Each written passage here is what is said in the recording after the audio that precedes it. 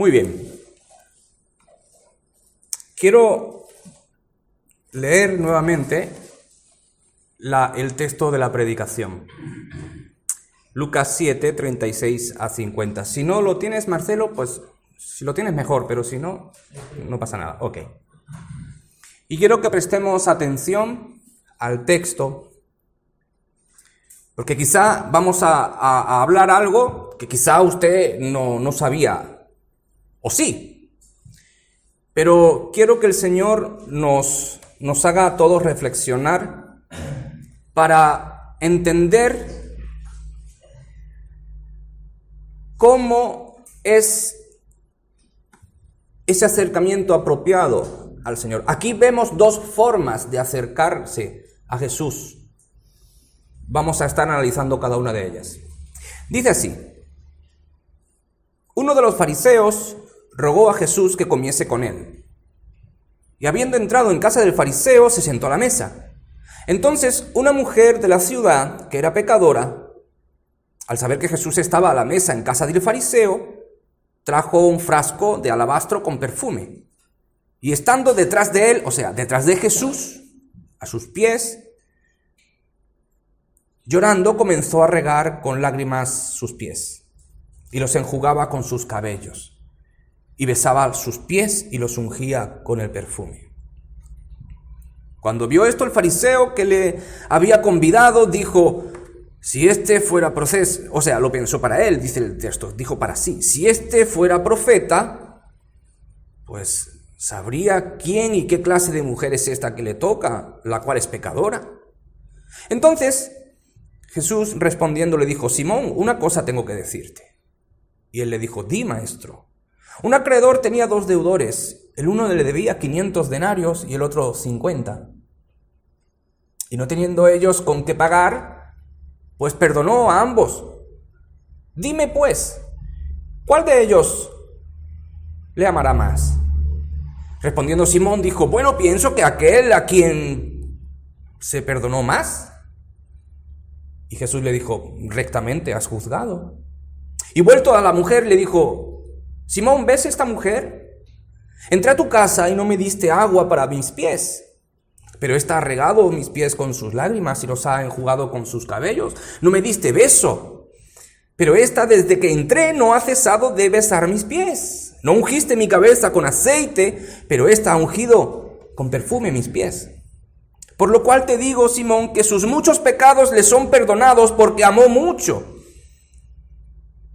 Mas aquel a quien se le perdona poco, poco ama.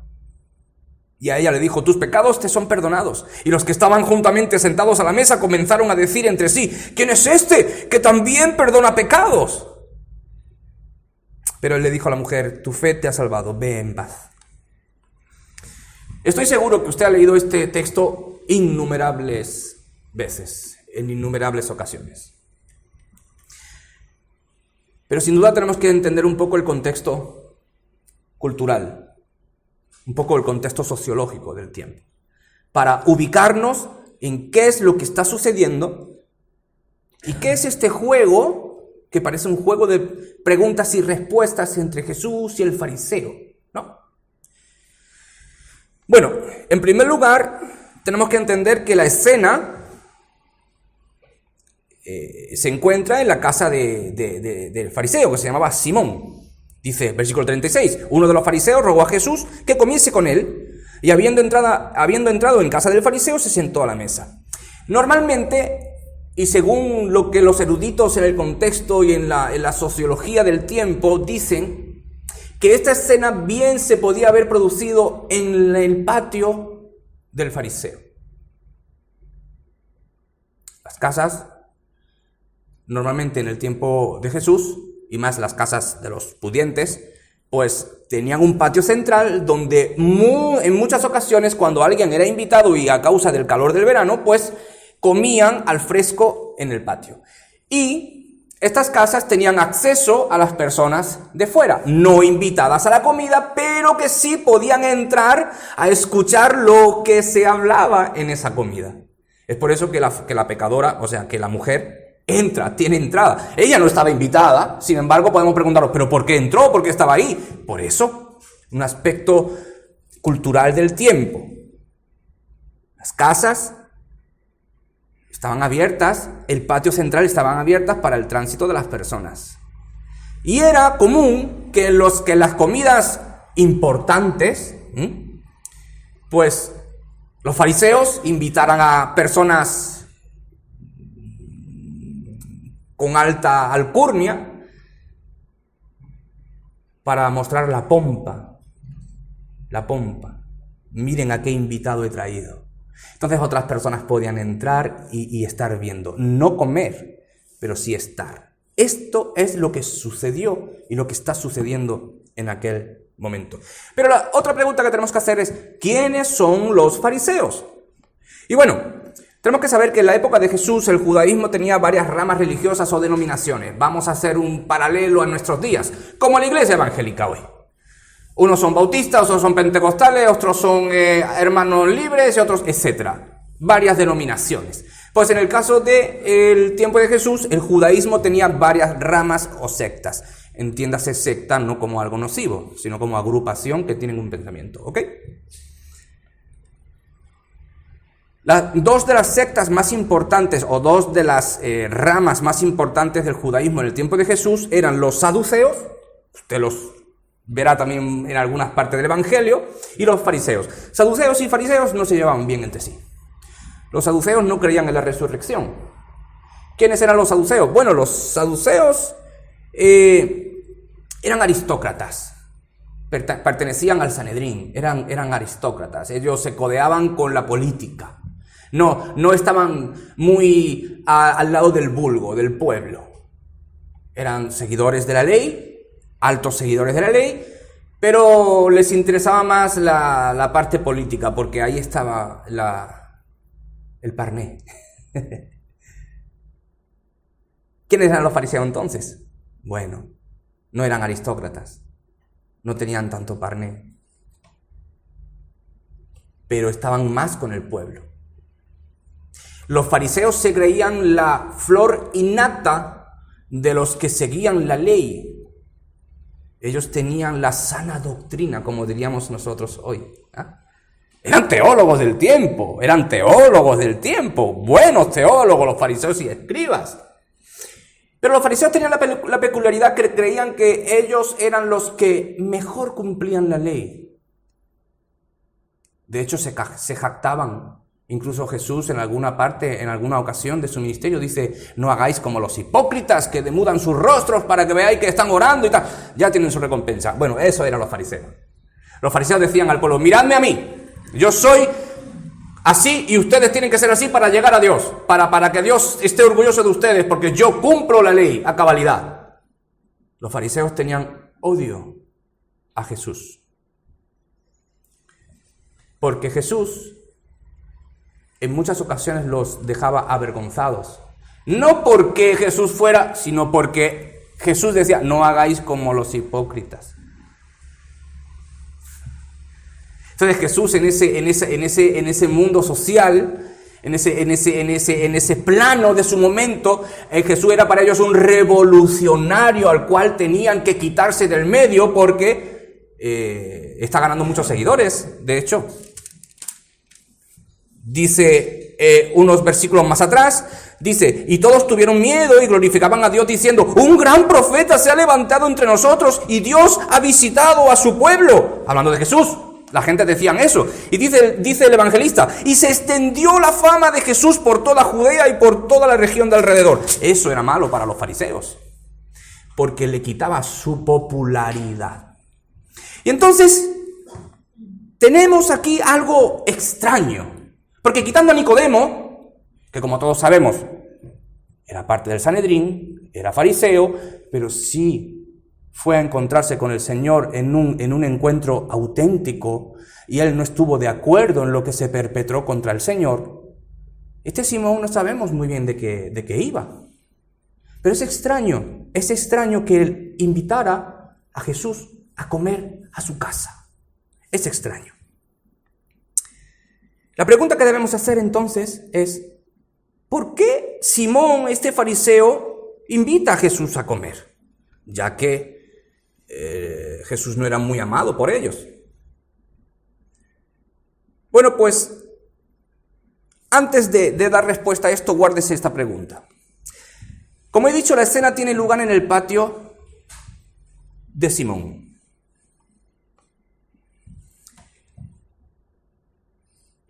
En la cultura judía, cultura oriental, era protocolario, o sea, algo que no se podía saltar, cumplir con el beso,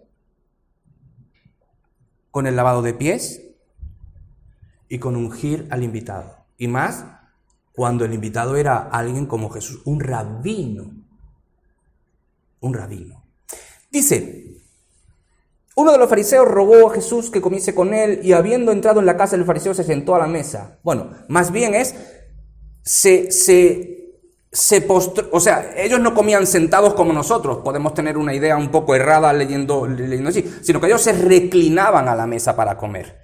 Por eso podemos entender cómo la mujer, esta que entró a la casa y estaba viendo la situación, se puso a los pies de Jesús. Claro, si está Jesús sentado a la mesa, pues no se puede tirar debajo de una mesa a la mujer, sino que los pies de Jesús estaban hacia atrás, reclinado y comiendo, ¿no? Dice, entonces una mujer de la ciudad que era pecadora, aquí el evangelista ya nos llama la atención. Pone primeramente el lugar donde están. Un fariseo lo invita a comer. Y la palabrita que usa aquí Lucas es entonces, como contando una historia. Entonces, presten atención. Una mujer entra en acción. O entra en la secuencia. Una mujer, y Lucas se encarga de describirla. Pecadora. Claro, nuestra imagen rápidamente se va a, era prostituta. No tiene nada que ver. El texto no dice que era prostituta. El texto dice que era una mujer pecadora. ¿Podría ser? Sí, pero había otros pecados que discriminaban a una mujer, que no era solamente la prostitución en aquel tiempo. Era pecadora, no se nos dice. Lo que sí está claro es que esta mujer socialmente no estaba bien vista en su sociedad. No estaba nada bien vista. Podríamos decir que era una proscrita de su sociedad. Dice, al saber que Jesús estaba a la mesa en casa del fariseo, trajo un frasco de alabastro con perfume, y estando detrás de él, a sus pies llorando, comenzó a regar con lágrimas los pies y los enjugaba con sus cabellos, y besaba sus pies y los ungía con el perfume. Como he dicho antes, cuando alguien traía en el tiempo de Jesús un invitado, el protocolo exigía que el anfitrión le pusiera la mano en el hombro al invitado y le diera un beso en señal de respeto. Eso jamás se omitía. Omitir eso era despreciar al invitado. Se le debía lavar los pies, obviamente iban descalzos para que comieran cómodos, y se quemaba un poco de incienso o se le echaba un poco de esencia balsámica al invitado en la cabeza. Simón no lo hizo.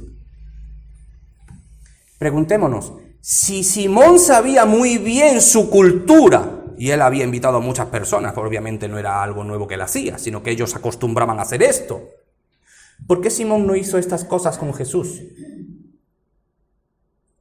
Las omitió adrede, tanto que Jesús se lo reclama luego, con educación, pero se lo reclama. La pregunta entonces que debíamos hacer es, ¿por qué entonces Simón invita a comer a Jesús? Es la pregunta que le dije que se quedara al principio. 3 posibles respuestas. 1. Es posible que Simón fuera un simpatizante de Jesús y un admirador, ya que no todos los fariseos eran sus enemigos. Pero la atmósfera de cortesía a Jesús muestra que esto es improbable. 2. Segunda posibilidad. Es posible que Simón el fariseo invitara a Jesús con la intención de pillarle en alguna palabra o acción para acusarle a las autoridades, pero también parece improbable porque Simón lo llama rabí. O sea, lo llama rabí. Lo tiene como un maestro de la ley. Entonces, parece improbable. 3. Tercera posibilidad. Bueno, puede que fuera una persona que quería escucharlo, que quería mostrar a sus vecinos y otros semejantes de su esfera que tenía a Jesús en su casa. Miren qué invitado tengo. Aquel el cual, y unos versículos más atrás, me voy de nuevo, aquel al que el pueblo, las muchedumbres aclamaban como profeta. Un nuevo profeta nos ha enviado Dios. Y dice que muchas lo seguían porque la fama de Jesús se extendía. Puede ser que este fariseo quisiera, recuerden lo que dije al principio, los fariseos se daban mucha pompa. Puede ser que quisiera mostrar la grandeza que tenía porque he invitado a Jesús a mi casa. Esta tercera opción explica la mezcla de cierto respeto como rabí, pero ese irrespeto de tampoco somos tan amigos. No te sientas tan bien en mi casa. Parece ser que esta respuesta muestra que lo que quería este hombre era tener ese Jesús amuleto para que vieran las gentes la grandeza que tengo al invitarlo a mi casa. Puede ser. No estamos categorizando que fuera esa, el texto tampoco nos lo dice, pero podemos especular con la poca información que tenemos del tiempo. Pero por otro lado está la mujer, pecadora. Lucas cambia el foco y dice, entonces vino una mujer pecadora. ¡Una mujer! Un rabí nunca podía hablar con una mujer en público. Una mujer en tiempos de Jesús, primer siglo, era un objeto. Tanto que los hombres oraban, gracias a Dios porque no me has hecho mujer, entre otras cosas, ¿no? Asemejándolas también con un perro. Era un objeto. Y una mujer entra en casa de un fariseo, una mujer pecadora, proscrita de su tiempo, porque se entera que Jesús está allí comiendo. El hecho de que una mujer proscrita en su sociedad entrara en casa de un fariseo para ver a Jesús significaba que tenía muchas ganas de encontrarse con el Nazareno. Porque perfectamente por su currículum vitae la podían haber echado avergonzándola. Se arriesgó la necesidad de encontrarse con el Nazareno. ¿De qué estaba hablando Jesús en la mesa? No lo sabemos. Pero lo que sí sabemos es que la mujer no aguanta la emoción y parte a llorar. Está a los pies de Jesús llorando. Y claro, el fariseo no aguanta más su tentación de pensar en esa pompa farisaica de oh, si este fuera. Aquí vemos las intenciones del fariseo. Si este realmente fuera profeta, pues sabría, él pensaba eso, sabría quién la está tocando. Primero, es una mujer, y segundo, pecadora. Porque ellos decían que si un pecador te toca, o un gentil, te contaminas. Y tienes que lavarte las manos y hacerte un lavamiento para purificarte.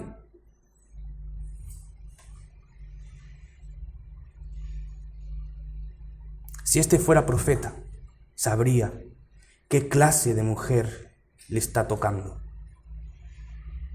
Desprestigiando a Jesús. Porque un verdadero rabí no se puede contaminar con un pecador. Este es el punto. ¿Qué nos enseña este texto? Dos formas de acercarnos a Jesús. Jesús nunca deja indiferente a nadie, lo dije el jueves. Jesús es una persona que el mensaje de Jesús no te deja indiferente. O lo amas o lo odias. Pero no te puedes quedar a medias, no te puedes quedar templado. El mensaje de Jesús o te atrae a Él o te repele. Tenemos a un fariseo que se acerca a Jesús en una invitación, ven a mi casa a comer, solamente para mostrar que te he tenido. Esto me recuerda que muchas personas que se autollaman cristianos, hijos de Dios, solamente se acercan a Dios para tenerle en sus vidas, porque Dios bendecirá sus vidas. Porque es hijo de rey, y el rey tiene que ser un príncipe, es un príncipe, y un príncipe no puede vivir como vivo yo. Por tanto, Jesús es un amuleto para muchos, para que Jesús arregle su circunstancia, arregle su economía, arregle su matrimonio roto, me saque de esta pobreza, tanto mental, física, espiritual, de todo, me levante. Es un amuleto.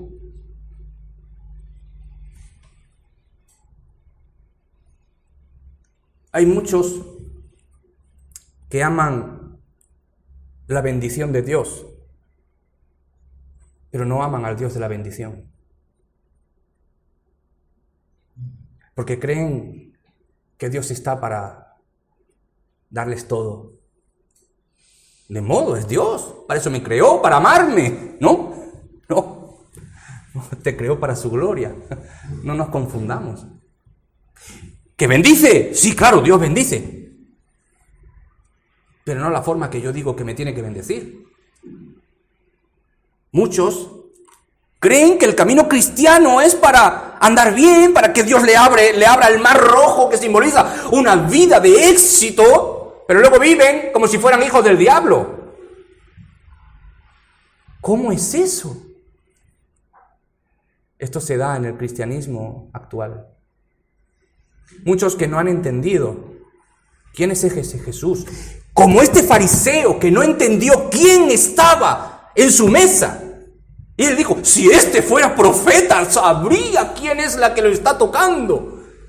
No. Y muchos cristianos actuales tienen a ese Jesús en su mesa. Tienen Biblias abiertas en sus casas, como si fuera un amuleto.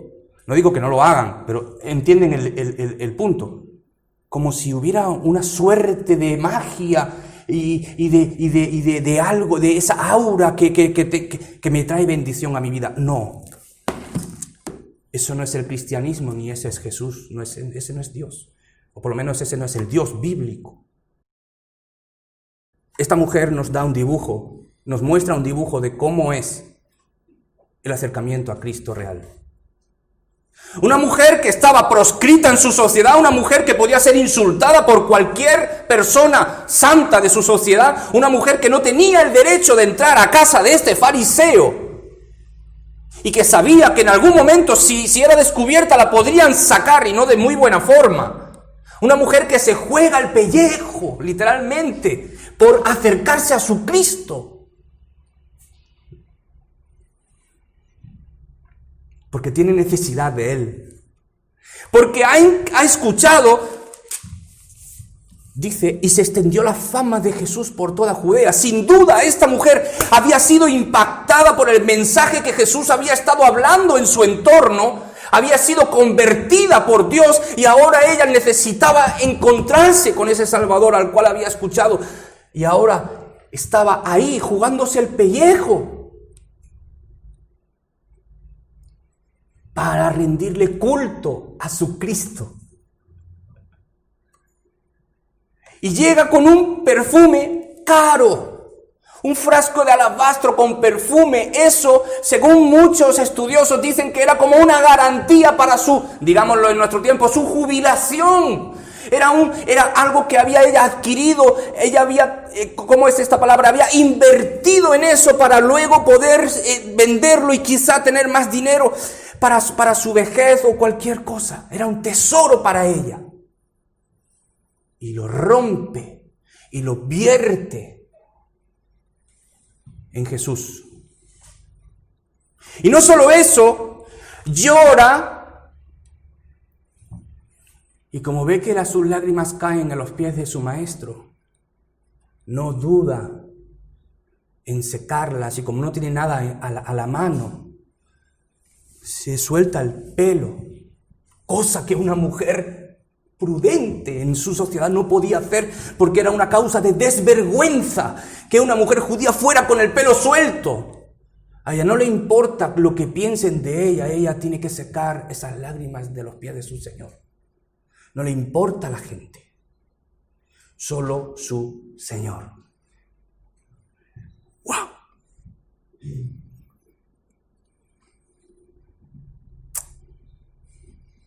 ¿A qué nos tiene que desafiar este texto?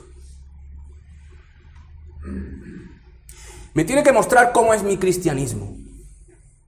Me tiene que mostrar por qué estoy en o con Jesús.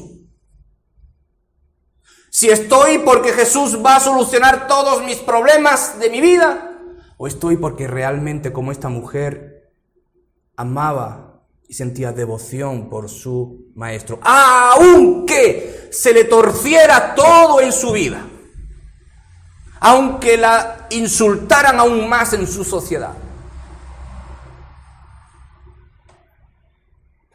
Este texto nos ayuda a enfocarnos, entre otras cosas, porque este texto es muy amplio.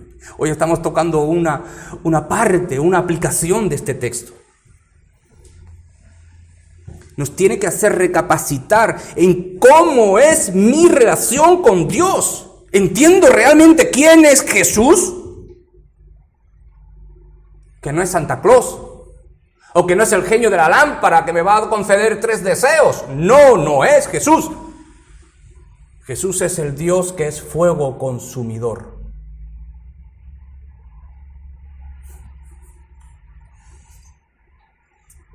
Es el alfa y la omega. Es el juez de todas las cosas. Es el que vino en un pollino, pero el que vendrá en un caballo, simbolizando realeza, fuerza, juicio, justicia. Este texto me tiene que enseñar a ver cómo y cuánto me importa Dios. ¿Estoy dispuesto a que me señalen? ¿A que me humillen? ¿Por saber que soy cristiano? A esta mujer no le importó.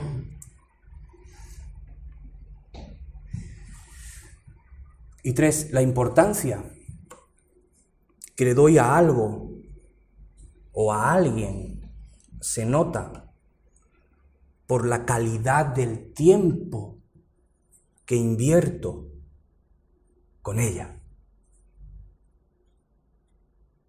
Cuando tenemos algo de valor, adquirimos algo de valor, estamos con eso, porque es, wow, esto vale, esto me lo he comprado, esto lo he adquirido, y lo enseñamos, y estamos orgullosos de lo que tenemos. La importancia que le doy a algo o a alguien se nota por la calidad del tiempo que invierto en ella. ¿Cuánto tiempo paso con Dios?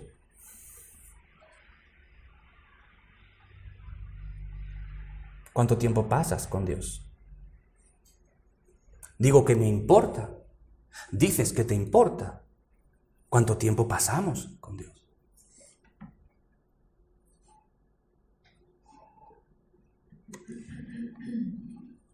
¿Qué tenemos? Tenemos un Cristo al cual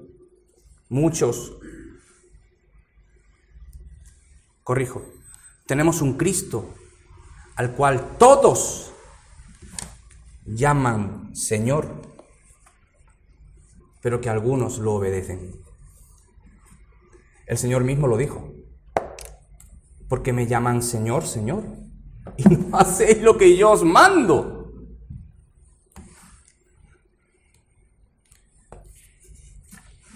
Yo creo que en esta mañana lo que el Señor quiere que entendamos como su pueblo, como sus hijos, es la importancia de Él en nuestras vidas. Yo sé que la sabemos, pero Dios quiere estoy seguro, quiere que, porque lo dejó escrito, quiere que lo remeditemos, que redescubramos a este Cristo que tenemos en los evangelios, este Cristo que anduvo en los mismos pasos, en el mismo terreno que otras personas, ese Cristo que se hizo hombre como nosotros, pero ese Cristo que no es como nosotros. ¿qué vamos a hacer de ese Cristo? ¿Qué estamos haciendo con ese Cristo? ¿Cómo estamos viviendo a ese Cristo? ¿Y cómo estamos siendo transformados por ese Cristo? No podemos caminar como a nosotros nos plazca o nos parezca, sino que Juan en su primera carta dice, el que dice que permanece en él debe caminar como él anduvo. Ese Jesús que no es un amuleto, ese Jesús que es la piedra angular. La piedra angular. Y sin esa piedra, todo se cae. Demos gracias al Señor por quien Él es. Señor y Padre nuestro, gracias por este tiempo, esta palabra que tú dejaste escrita, Señor. Y venimos ante ti, Señor. Vengo ante ti en humillación. Señor, de verdad, Señor, perdóname. Perdóname, Señor, porque no siempre te trato como esta mujer lo hizo. No siempre te doy lo mejor que tengo. No siempre, Señor, camino en tus trayectos, Señor, como tú demandas de mí. Gracias, Señor, por estos tiempos, esta palabra, Señor, que me alinea contigo. Señor, queremos ser mejores. Queremos pedirte perdón por aquellas cosas que no hacemos bien. Y te damos gracias porque tu voz siempre retumba, Señor, en medio de tu iglesia. Tu Espíritu Santo siempre trae porciones de tu palabra para darnos ese pequeño empujón cuando nos salimos de la línea. O si me estoy saliendo de la línea, me recobra a la vía por la cual debo caminar, Señor, que es tu Hijo. Gracias, Señor, porque tú no eres un amuleto. Tú no eres alguien que está para hacerme feliz, sino que yo soy feliz porque estoy en ti. En cualquier circunstancia, Señor, estemos atravesando valles de sombra, de lágrimas, Señor, tú estás con nosotros y eso nos hace feliz. Tú no estás, Señor, para darnos todo lo que nosotros queremos. No estás para darnos popularidad, no estás para darnos riqueza, no estás para darnos tu presencia, Señor. Ayúdanos a entenderlo y a reconocernos como esta mujer pecadora, igual que nosotros, pecadores, Señor, a romper nuestro frasco de alabastro, Señor, de perfume, a derramar lo que somos, Señor, a tu servicio, a soltarnos el pelo, señal de vergüenza en aquel tiempo, Señor, pero que no nos importe qué dicen la gente de nosotros, porque solamente te tenemos enfocado a ti. Ayúdanos, Señor, a adorarte, a bendecirte, a caminar por tu camino para traer gloria a tu nombre. Y toca, Señor, que tu Espíritu Santo toque con esta palabra tuya la vida de todos y de aquellos que la necesitaban hoy. En el nombre de Jesús. Amén. Amén.